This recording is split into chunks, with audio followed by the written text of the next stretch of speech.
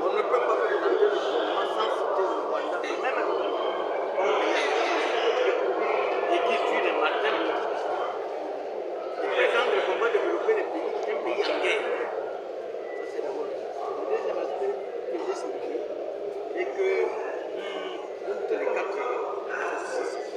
couches sociales ont déjà résidé à la destinée des hommes. Ça vaut pour les vacances, Musée et Joseph Kabila pour Bassoaï et aujourd'hui Félix Tshisekedi pour les Balkans. Donc en 2028, on renouvelle les récits. Le peuple va juger les comportements des uns et des autres pendant la journée. Alors on doit faire attention à chaque réveil des gestes de ceux qui dirigent. Parce que la prochaine fois, si vous vous comportez mal, on risque de ne plus renouveler votre vie et donner ça à une nouvelle couche linguistique. Deux gestes stigmatisés. Les frustrations. Certaines tribus dans certaines provinces sont valablement représentées et ailleurs, il n'y a aucun représentant au sein de ce gouvernement. Notamment Vira, Bongo, Chabunda. Je l'ai vraiment regretté et j'ai beaucoup insisté. Merci. Pour les Bakongo, Mobutu pour les Bangala, Musée et Kabila Joseph pour les Baswahili, et aujourd'hui Félix Antoine Tshisekedi.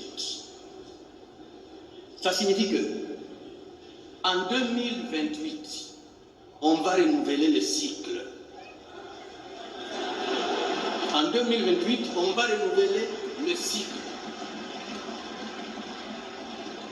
Alors, en ce moment-là, il y aura un tribunal du peuple qui s'est comporté de quelle manière quand il était au pouvoir. Et c'est le meilleur qui va gagner. Honorable Président, ne me coupez pas. Madame la Première ministre symbolise ma grand-mère d'avance.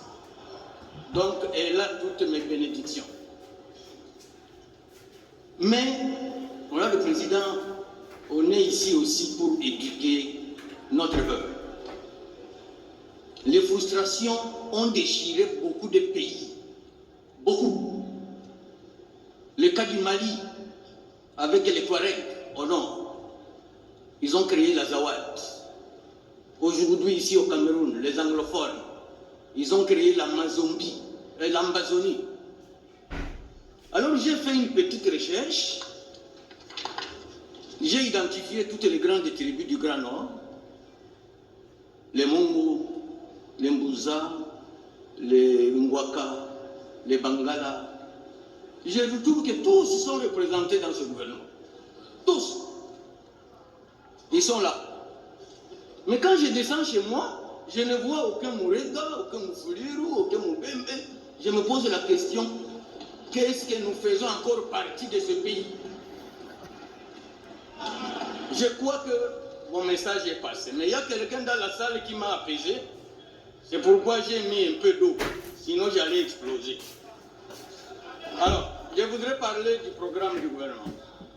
Madame, ceux qui sont à Rutshuru, à Massissi, à Minembwe et ailleurs, qui vous ont suivi, ils n'ont pas cru que ce pays est en guerre. Parce que si on ne parle pas du Rwanda ici, on ne parle pas de Kagame ici, c'est que nous avons un seul œil. Mais si on en a deux, c'est la première solution à résoudre. Mettre fin à la guerre, la gagner et au besoin fermer les frontières avec ce pays. On ne fera jamais rien tant que nous sommes occupés, tant qu'on nous tue par milliers et Kinshasa ne bouge pas le doigt.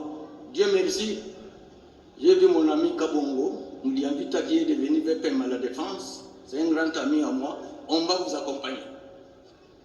On va vous accompagner. Donc, nous voulons que la guerre soit considérée par notre gouvernement comme la priorité des priorités. La sécurisation du territoire national. Nous voulons que les militaires au front aient un traitement spécial. Sans motivation, ils ne feront pas de guerre. Où est l'argent du cobalt? Où est l'argent de cuivre?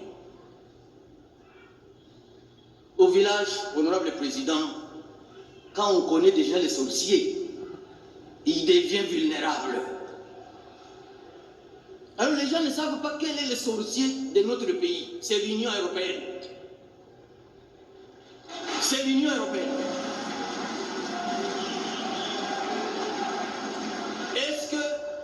Est-ce que l'Équateur peut signer un contrat avec une organisation pour le cobalt ou le cuivre?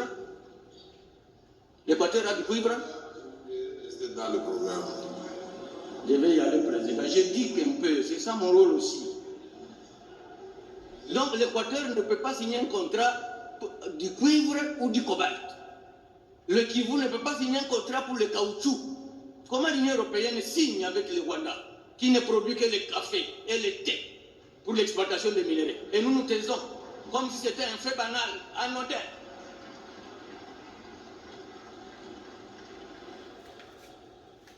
Madame la Première ministre, apaisez-vous. La grand-mère vous sécurise. Mais je voulais dire que nous devons quand même prendre certaines mesures draconiennes contre le Rwanda. Moi, je suis sous sanction de l'Union européenne. Moi, j'ai pris ça comme un acte d'héroïsme. Ce n'est pas un handicap. Nous avons le deuxième port de notre pays. C'est chez moi, à Uvira, à Kalundu. Les Kenyans qui nous ont envoyé des militaires, qui sont même dans le M23, on devait couper ce pont-là. On devait se rattacher à l'océan Indien à partir de Dar es Salaam. Et je voudrais, quand vous allez nous répondre, pourquoi nous faisons les beaux yeux au Rwanda et à l'Union européenne? Ce n'est pas en flattant l'ennemi